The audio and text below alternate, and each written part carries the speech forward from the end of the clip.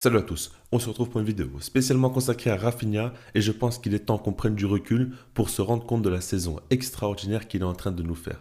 Déjà, si on parle uniquement d'un point de vue statistique, cette saison, il a joué 20 matchs, marqué 15 buts et délivré 10 assists. C'est phénoménal. Si on regarde d'un peu plus près, on voit qu'il a mis deux triplés, dont un en Liga et un en Ligue des Champions face au Bayern Munich, qui est un match qui va rester dans l'histoire pour lui. Et puis, lors du Classico aussi, il a marqué un but mémorable. Des images encore une fois qu'on ne risque pas d'oublier d'aussitôt. Et puis pour terminer, la cerise sur le gâteau pour lui, c'est qu'il a obtenu le numéro 10 avec le Brésil, ce qui est mythique et on voit qu'il a pris une nouvelle envergure. Aujourd'hui, Rafinha est considéré comme étant l'un des meilleurs joueurs au monde. Et par rapport à ça, on va voir comment se fait-il qu'il est aussi fort, quelles sont ses véritables qualités et on va commencer par la plus évidente. Selon moi, sa plus grande qualité, c'est son jeu sans ballon et là, je vais m'expliquer en montrant un maximum d'images. Déjà, ce qu'il faut bien comprendre, c'est que Rafinha excelle beaucoup plus sans ballon qu'avec ballon. Et déjà auparavant, je disais constamment que c'est un joueur qui, lorsqu'il va réfléchir, lorsqu'il va un peu prendre trop de temps, faire trop de touches de balle, souvent ça se termine mal. Alors que lorsqu'il va jouer avec son instinct, en très peu de touches de balle, avec un jeu direct, c'est là où généralement il est quand même très très fort. Et la plupart du temps, ses meilleurs matchs ont été faits lorsqu'il touchait très peu le ballon, dans le sens où il avait un jeu très simplifié. Regardez par exemple déjà au niveau de ses appels de balle. On l'a vu par exemple face au Bayern Munich, qu'il est capable de se mettre à la limite du hors-jeu. Il est intelligent, donc il sait qu'il peut aussi s'arrêter lorsqu'il faut prendre la profondeur. Ce n'est pas simplement un joueur rapide qui prend constamment la profondeur, c'est un joueur qui capte bien l'environnement qu'il y a autour de lui. Et puis globalement, quand on regarde ses appels, souvent il détecte l'espace. Ensuite, il va s'y engouffrer et généralement, lorsqu'il reçoit le ballon, ça va être une ou deux touches de balle pour frapper ou contrôler frapper, mais dans l'idée, il voudra terminer l'action très rapidement. En fait, Rafinha veut profiter du temps d'avance qu'il a pour le conserver jusqu'au bout de l'action. Et des fois, c'est un petit peu risqué. Parce que des fois, on peut voir qu'il a beaucoup d'avance sur les défenseurs, mais il va quand même jouer de manière très directe. Et pourtant, c'est comme ça qu'il excelle. Lorsqu'il va faire trop de touches de balle, souvent, il va se rater et il va tirer à côté ou le gardien va réussir à arrêter la frappe. Alors que lorsqu'il joue en un temps, souvent, ça surprend. Il a même un temps d'avance sur le gardien qui n'est pas encore bien placé et à ce moment-là, il peut marquer. Mais cette qualité-là, elle est hyper importante. Déjà, dans le football maintenant, on sait très bien que les joueurs rapides, les joueurs capables de prendre la profondeur, c'est hyper important parce qu'il y a beaucoup d'espace. On voit que les équipes peuvent jouer des fois en bloc bas, des fois en bloc beaucoup plus haut, mais globalement, il y a des temps forts et des temps faibles et il y aura sûrement un moment dans la rencontre où tu auras des espaces. Si tu es un joueur qui est capable de les dévorer et de faire des différences, c'est très important. Encore plus au Barça, parce que quand on regarde en soi, Robert Lewandowski n'est pas du tout un joueur qui prend la profondeur. Lamine Yamal est un joueur qui est beaucoup plus fort avec ballon. Daniel Mo peut, on va dire, détecter l'espace et s'y engouffrer, mais c'est pas comme Rafinha. Lui, c'est beaucoup plus pour demander le ballon dans les pieds et pas non plus en profondeur. C'est un petit peu différent. Et globalement, encore une fois, peut-être que Baldé aussi est très fort d'un point de vue physique et très rapide, mais c'est pas non plus un attaquant, c'est pas non plus un joueur qui va terminer les actions. Donc Rafinha est le seul véritable joueur au Barça capable de prendre la profondeur et d'être dangereux une fois qu'il le fait. Et ça fait qu'il a un profil à part de tous les autres et qui se complète bien. Parce qu'en soi, au Barça, il y a beaucoup de joueurs très forts avec ballon, mais très peu qui sont très forts sans ballon. Ça, c'est une donnée importante à prendre en compte. C'est un profil qui fait du bien à son équipe. Maintenant, ce n'est pas que ça, Rafinha. C'est un joueur pour moi qui a pris beaucoup en maturité. Auparavant, souvent, quand il avait le ballon, il voulait un petit peu trop en faire et des fois, il se cassait la tête pour rien. Alors qu'aujourd'hui, il a énormément simplifié son jeu.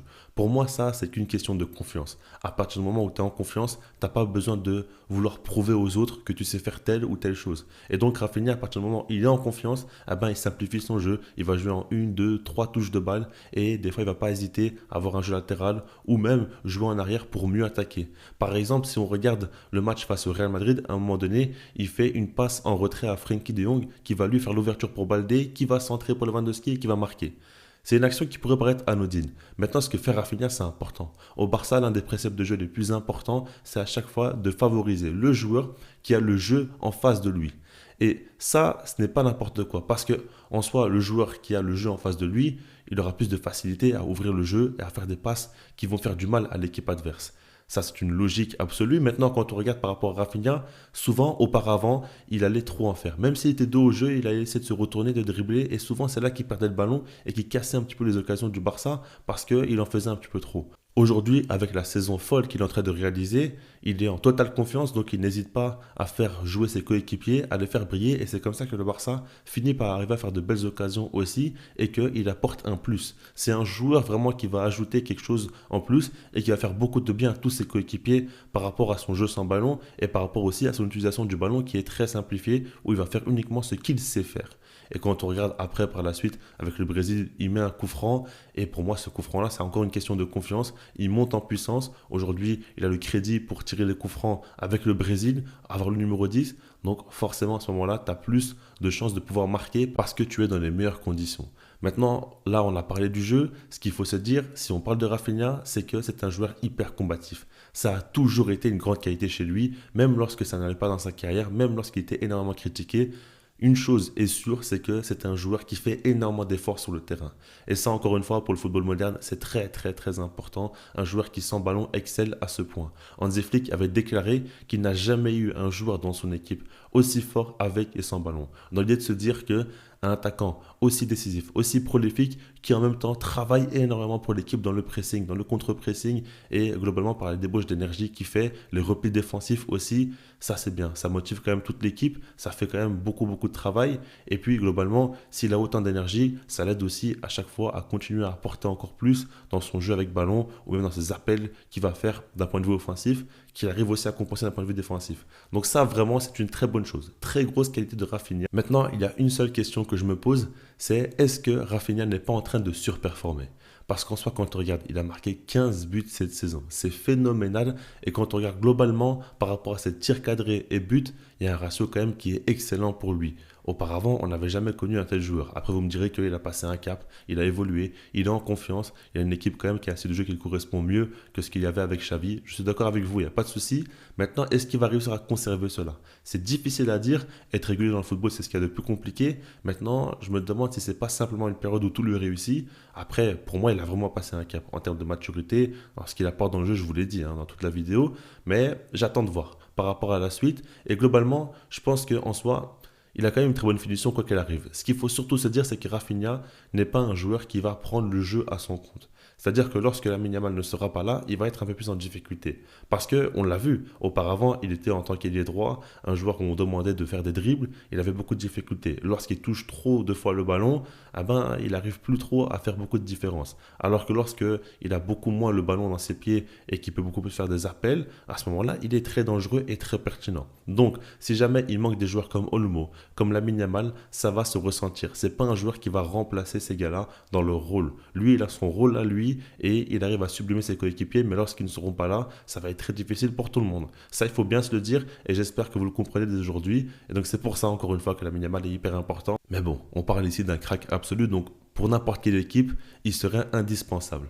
Et pour terminer par rapport à tout ça, honnêtement, encore une fois, comme j'ai dit plusieurs fois, je l'ai énormément critiqué Rafinha. J'ai toujours dit que je ne croyais pas en lui et à chaque fois je répétais que c'est d'un point de vue mental. Je trouvais qu'il avait de bonnes qualités, c'est un très bon joueur de football. Maintenant, je disais à chaque fois qu'il se plaint trop souvent de son manque de temps de jeu, qu'à chaque fois qu'il sortait du terrain, il tapait un petit peu sur le banc, il pleurait, il avait des réactions quand même trop excessives et j'avais l'impression qu'il n'arrivait pas à supporter la pression qu'il y avait autour du FC Barcelone. Maintenant, on a vu qu'il a su retourner la situation, il a su montrer qu'il a de grandes qualités, il a gagné le cœur de la plus grande majorité des supporters, dont moi, où j'ai clairement changé d'avis. C'est un très grand joueur de football, en tout cas il a de très grandes qualités, il peut encore faire de belles choses, il a déjà accompli quand même des matchs très impressionnants qu'on n'oubliera pas quoi qu'il arrive, il pourrait devenir une légende du Barça. Attention, il faudra voir par la suite comment ça va se conclure tout ça, mais si jamais il gagne une Ligue des Champions par exemple, en étant un joueur majeur comme il est à l'heure actuelle, ça sera certainement une légende. C'est égal le numéro 10 au Brésil et qui fait de bonnes choses en sélection, encore une fois aussi, et il est vraiment sur la bonne voie. On verra comment ça va se goupiller tout ça, mais pour l'instant vraiment, il est en train de retourner la situation et je ne sais pas si vous avez déjà vu un joueur qui est passé de flop à joueur reconnu dans le monde entier. Ce gap-là est énorme et ça a été fait en très peu de temps. Donc voilà, vraiment grand respect à Rafinha, joueur quand même qui monte en puissance. On espère qu'il va être régulier, on va suivre par la suite ce qui se passe, mais comprenez bien quand même que ce qu'il fait à l'heure actuelle, c'est phénoménal. Je vous laisse là-dessus, puis sinon moi je vous dis peace.